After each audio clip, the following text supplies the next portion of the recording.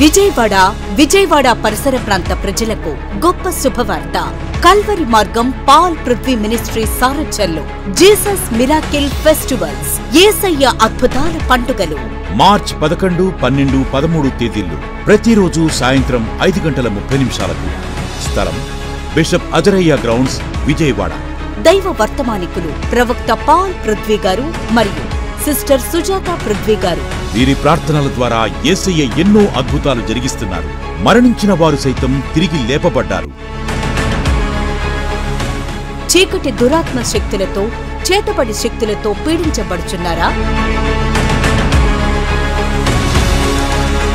శాంతి సమాధానం లేక బాధపడుతున్నారా?